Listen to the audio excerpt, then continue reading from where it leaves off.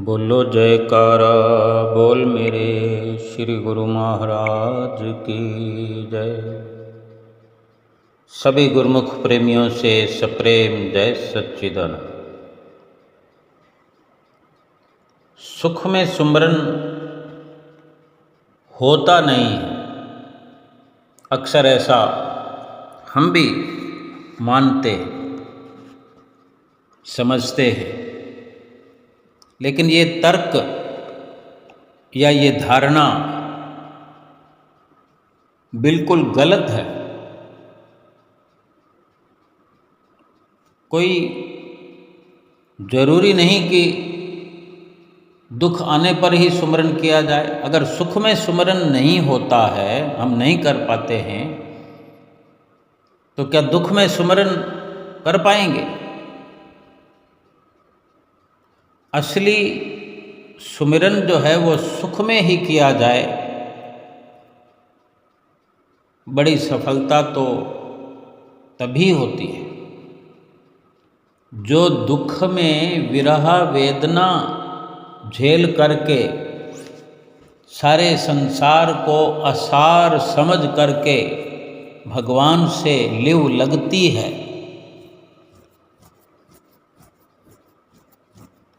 वही अवसर हम सुख में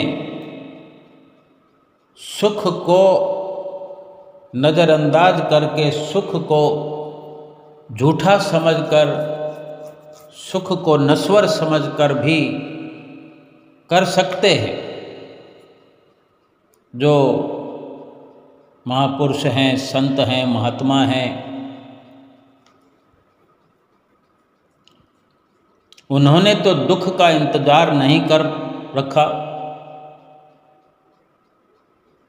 उन्होंने तो अपना जीवन ही सुमरन में लगा दिया, लगा रहे हैं। और ऐसे संतों के जो आदर्श हैं वो हम सभी को पढ़ने, सुनने और देखने को मिलते हैं, मिल रहे हैं। अपना अपना अलग प्रकार का नज़रिया हो सकता है। ये फरमान भी है संतों का, दुख में सुमिरन सब करे, सुख में करे न कोय। जो सुख में सुमिरन करे, दुख काहे को हो, दुख काहे को हो। महाभारत युद्ध के बाद भगवान श्री कृष्ण से एक वर मांगा था माता कुंती ने। कुंती भगवान कृष्ण से कहती हैं, हे केशव, मुझे केवल जीवन में कष्ट ही कष्ट मिले। तो भगवान श्री कृष्ण ने कहा, श्री कृष्ण की माता कुंती जो थी वो बुआ लगती थी। भगवान कृष्ण कहने लगे, बुआ जी, ये आप कैसा वर मांग रही हैं? लोग तो कष्टों से निवृत्ति मांगते हैं, कष्टों से छुटकारा मांगा करते हैं, ऐसे वरदान चाहते हैं और सुख मांगते हैं, और आप कष्ट ही कष्ट मांग रहे हो।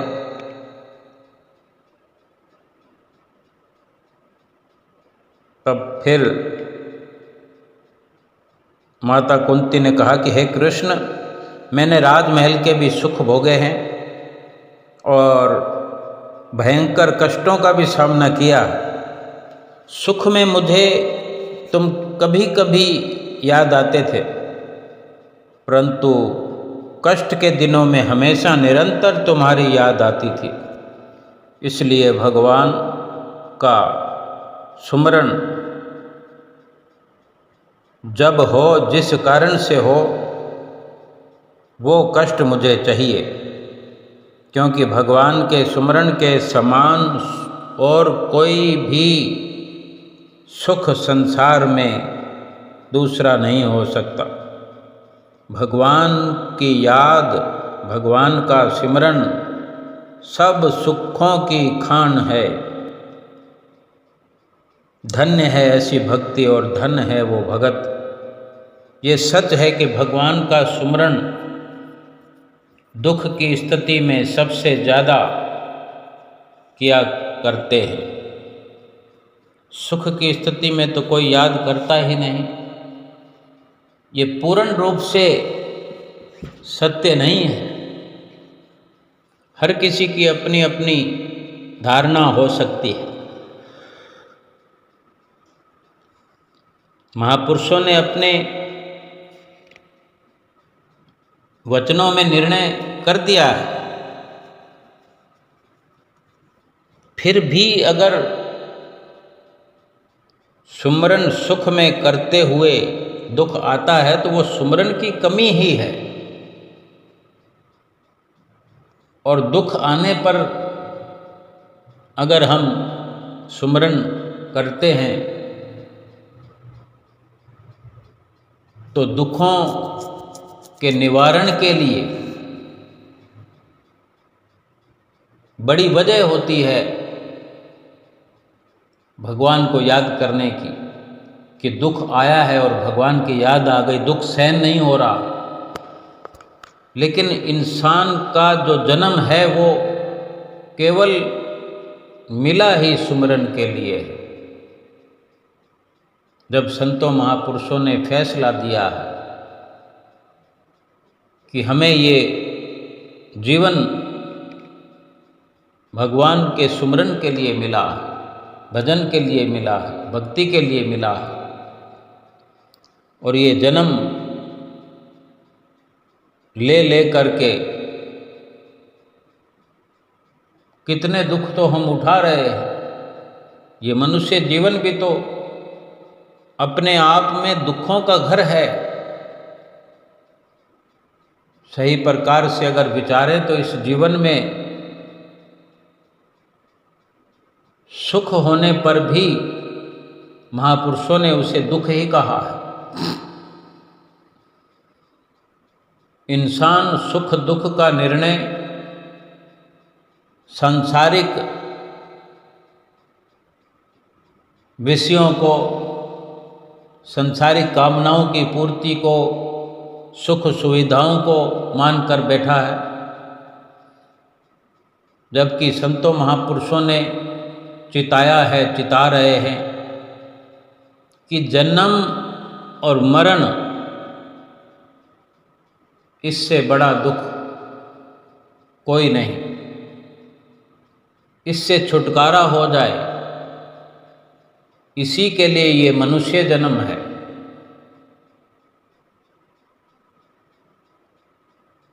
तो वास्तव में संतों महापुरुषों ने आगाह किया है हर कदम पर कि बेशक दुख में सारा संसार सुमरन करता है, लेकिन ऐसा नहीं है कि सुख में सुमरन किया नहीं जा सकता या कोई करता नहीं है। जो भक्ति परायण भक्त इस दुनिया में हुए हैं, उन्होंने तो सुमरन के लिए लड़ाइयाँ लड़ी हैं। अपने परिवार से लड़ाइयाँ लड़ते हुए अपने आप को सांसारिक बंधनों से आज़ाद करने के लिए भक्ति की जद्दोजहद कि ये हमारा अधिकार है। दुख उनके जीवन में आया नहीं। उन्होंने भक्ति की खातिर दुखों का मुकाबला किया, परिवार को छोड़ दिया, धन पदार्थों को छोड़ दिया, रिश्ते नातों को छोड़ दिया, संसार में रहकर संसार से अलग रहे। जिन सुखों को संसार भोगना चाहता है, जिन सुखों की चाहना में भगवान का सुमिरन करता है इंसान, उन्हीं संसार के सुखों को संत और भक्त दुख समझते हैं, दुखों की जड़ समझते हैं कि ये संसार के लुभावन जो सुख हैं, इन्हीं के कारण फिर अथाह दुखों को भोगना पड़ता है, दुखों के खड्डे में गिरना पड़ता है। मनुष्य जीवन में ये समझना जरूरी है कि इन्हीं सुखों की वजह से 84 लाख योनियां भोग भोग कर तो इस मनुष्य जीवन में आए हैं, और फिर इन्हीं सुखों की वजह से अगर भगवान का सुमिरन किया, इन्हीं सुखों की पूर्ति के लिए, सुखों को पाने के लिए भगवान का सुमिरन किया, और यही संसार के शरीर के दुखों को दुख समझकर सुमिरन किया, और फिर शरीर के दुखों से मुक्त हो गए, संसार के सुख मिल गए, पद वैभव मिल गया, घर परिवार अच्छा हो गया, तो फिर क्या होगा? सुख मिले और भगवान का सुमिरन समाप्त हो जाएगा, और फिर से 84 लाख योनियों में। अपने जीवन की महत्ता को हमें समझना होगा कि जब महापुरुषों ने ये गुरबाणी में वचन है कि भई प्रापत मानुख देहोरिया, गोविंद मिलन की एह तेरी बरिया, अवर काज तेरे किते न काम, मिल साध संगत भज केवल नाम। सुख दुख का तो कोई इस मनुष्य जीवन में आकर के कोई प्रश्न ही नहीं है। हम न सुख पाने आए हैं न दुख पाने आए हैं, लेकिन भुगतान तो करना ही पड़ेगा। जो पूर्व में कर्म हमसे हुए, जो प्रारब्ध में रचा गया, प्रारब्ध में लिखा गया जो सुख है दुख है, हमारे हिस्से का हमको मिल रहा है, लेकिन उन्हीं को भोगना ही, या उन भोगों में कोई त्रुटि है, जब जब हमें दुख हमारे हिस्से का मिलता है तो हम विचलित होकर भगवान को पुकारें और सुख का वरदान चाहें। केवल इसीलिए नहीं जीवन मिला है, वो सभी प्रारब्ध कर्म, प्रारब्ध भोग भोगते हुए जो मनुष्य जीवन का असली कर्तव्य है, असली मकसद है, असली लक्ष्य है, वो भगवत प्राप्ति का है। भगवान के सुमिरन का है, भजन अभ्यास का ही ये लक्ष्य है मनुष्य जीवन। न सुख की न दुख की,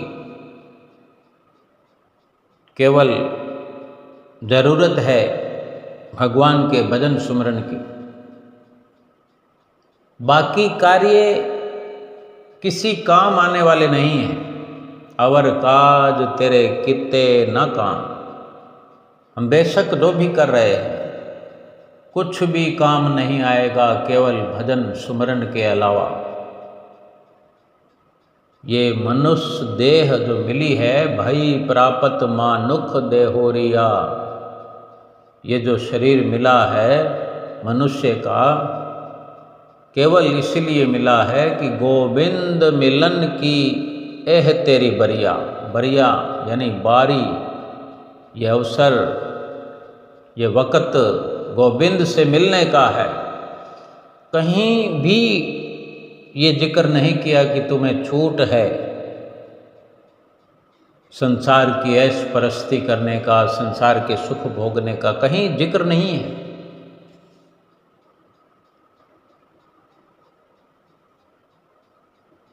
भई प्रापत मानुख देहोरिया, गोविंद मिलन की एह तेरे बरिया। अवर काज तेरे किते न काम, मिल साध संगत भज केवल नाम। कुछ भी जिक्र नहीं है, केवल इशारा है कि और कुछ जो हम कर रहे हैं वो काम कुछ भी नहीं आने। संतों से मिल नाम की बख्शिश होने पर, नाम की दीक्षा लेकर संतों से, महापुरुषों से केवल नाम की कमाई कर। और हम जो परिवार कुटुंब ये सब ये मना नहीं कर रहे, मना कर भी नहीं सकते संत महापुरुष, क्योंकि ये प्रारब्ध भोगों के साथ ही ये समन्वय बना हुआ है, संजोग बना है कि जो भोग हम भोगेंगे इनके मिलन के बिना भोग नहीं भोगे जा सकते। अब हम अगर किसी को दुख देख कर आए हैं, किसी का कुछ लूट कर आए हैं, कोई कत्लो गैरत मचा कर आए हैं पिछले जन्मों में, तो यहाँ उसका बदला चुकाने के लिए जिन जिन से हमने जो पाप कमाए, जिन जिन के साथ हमने जुल्म किए, वो हमारे सामने तो आएंगे ही। चाहे वो कोई परिवार में कोई स्त्री के रूप में है, कोई पति के रूप में है, कोई पुत्र के रूप में, कोई पिता के रूप में, कोई माता के रूप में, कोई भाई है, कोई बहन है, कोई चाचा है, कोई भतीजा है, कोई बहू है, कोई दामाद है। ये सब क्या है? अब कोई ये सोचे कि इनमें तो सुख भरा हुआ है, लेकिन जो अनुभवी हैं, अपने अनुभव से जो संतों के मार्ग पर चलते हैं, संतों के मार्गदर्शन पर चलते हैं, वही जान सकते हैं कि केवल और केवल दुख के अलावा इस दुनिया में कुछ नहीं है। लेकिन ये जानकर भी कि दुख है, फिर भी भोगने में यकीन करना पड़ेगा, क्योंकि भोगे बिना भुगतान नहीं होगा। लेकिन हर दुख भोगते हुए, सुख भोगते हुए ये समझ बना के रखना कि मैं इनके लिए नहीं बना और ये मेरे लिए नहीं बने, केवल ये भुगतान करना है। बाकी जो करने के लिए आए हैं इनको भोग कर, इनका भुगतान करके, इन सब कर्म बंधनों से मुक्त होने के लिए मिल साध संगत भज केवल नाम। केवल नाम सुमरन भजन अभ्यास संतों महापुरुषों के सानिध्य में, उनकी शरणाई में आकर के, नाम की दीक्षा लेकर के, भक्ति की राह पर चलकर भगवान का सुमरन करते हुए, भगवान का भजन करते हुए सुख और दुख जो संसार के हैं वो मांगने से, चाहने से कोई लाभ नहीं, क्योंकि अगर सुख की मांग करेंगे तो सुख की परछाई दुख है वो अवश्य आएगा। दुख की भी अगर मांग करेंगे तो दुख के पश्चात सुख आएगा। न दुख की मांग करने की जरूरत है, न सुख की मांग करने की जरूरत है, दोनों से मुक्त होने की जरूरत है। क्यों सुख के लिए सुमरन करें? सुख में सुमरन करें, सुखी होने पर सुमरन करें, दुखी होने पर तो सुमरन फिर अपने आप ही होता ही चला जाएगा। लेकिन सुख के लिए सुमरन ना करें। जब स्वतः ही सुख में, जब अपने आप स्वाभाविक तौर पर सुमरन में सुख भरा हुआ है तो फिर मांगने की जरूरत क्या है? हमने सुख और दुख से छुटकारा प्राप्त करना है। केवल प्रभु के मार्गदर्शन में चलते जाना है, संतों महापुरुषों के मार्गदर्शन में निरंतर चलते जाना है। और जो हमारे प्रारब्ध भोग हैं वो भोगते हुए हर पल ये ख्याल करते हुए कि जो मैंने पाप कर्म किए, जो मैंने बुरे कर्म किए, जो लोगों को सताया, जाने कितनों का दिल दुखाया, वही पीड़ा, वही व्यथा जो मुझे हो रही है वो अपने ज्ञान के द्वारा, अपनी समझ के द्वारा उनको सहज में भोगने का प्रयास करें, सुमरन भजन अभ्यास करते हो। वो सब भुगतान बड़ी आसानी से हो जाएगा और पूरा भुगतान होने पर, कर्म बंधनों से मुक्त होने पर केवल और केवल भगवान का भजन सुमरन ही होते होते होते पूर्ण रूप से जन्म मरण से छुटकारा हो जाएगा। जब कुछ मांग नहीं, कोई चाह नहीं, निष्काम सब कुछ हो गया, निष्काम भक्ति हो गई, निष्काम सेवा हो गई, निष्काम सुमरन हो रहा है, रात दिन भजन हो रहा है। फिर जब हिसाब किताब नहीं तो आगे के लिए भुगतान भी नहीं। जब कुछ हिसाब किताब बना ही नहीं तो फिर भोगने के लिए जन्म क्यों होगा?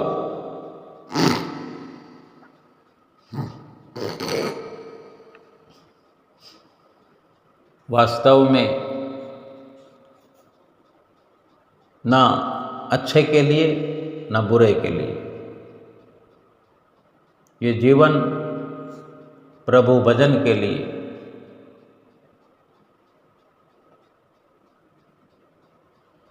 बहुत जन्म बिछड़े थे माधो, अब ये जन्म तुम्हारे लेखे। शुरू से ही जिस दिन नाम मिल जाए, थोड़ी बहुत भी समझ आ जाए, उस थोड़ी बहुत समझ को भी पकड़ करके अच्छे से अच्छे शुरुआत करते हुए आगे बढ़ते चले, बिना कुछ मांग किए, बिना कुछ चाह किए, अपने असली मकसद की ओर, अपने लक्ष्य की ओर, जो कि केवल इस जीवन का लक्ष्य भगवान की भजन भक्ति है, भजन सुमरन है।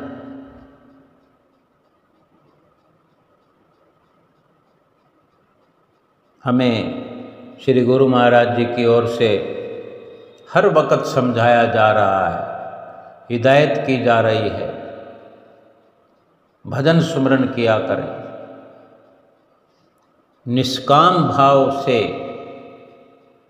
श्री आरती पूजा, निष्काम भाव से सेवा, निष्काम भाव से सत्संग, निष्काम भाव से दर्शन और निष्काम भाव से ध्यान, निष्काम भाव से भजन सुमरन करते चले जाएं। पिछले सभी पाप कर्मों से मुक्त होकर के निष्काम भक्ति के द्वारा हमेशा हमेशा के लिए जन्म और मृत्यु का बंधन छूट जाएगा। क्योंकि जब किसी प्रकार का आधार ही संसारिक तौर पर नहीं रहेगा, केवल प्रभु में ही हर पल हर घड़ी सुरती समाई रहेगी, तो धीरे धीरे धीरे ये सुरत परमपिता परमेश्वर में लीन हो जाएगी। शरीर मिट्टी से मिला हुआ मिट्टी में विलीन हो जाएगा और कोई कर्म हमसे हुए नहीं, सकामता वाले कर्म हमने किए नहीं, कोई चाहना हमने करी नहीं, क्योंकि संसार को हर पल नाशवान समझ करके, नश्वर समझ करके भगवान का भजन किया। ना परिवार में कुछ दिखाई दिया, ना संसार में कुछ दिखाई दिया, ना सामानों में कुछ दिखाई दिया। सब का सब नाशवान देखते हुए अगर जीवन में हम भजन भक्ति में अपना समय व्यतीत करते रहेंगे तो फिर किसी प्रकार का बंधन बाकी नहीं रह जाएगा और पूर्ण तौर पर हमारी सूरत, हमारी आत्मा परमात्मा से एकाकार हो जाएगी, परमात्मा में विलीन हो जाएगी और जन्म मरण के बंधनों से मुक्त हो जाएगी, आज़ाद हो जाएगी। जीवन का लक्ष्य पूरा हो जाएगा, सतगुरु की प्रसन्नता प्राप्त होगी।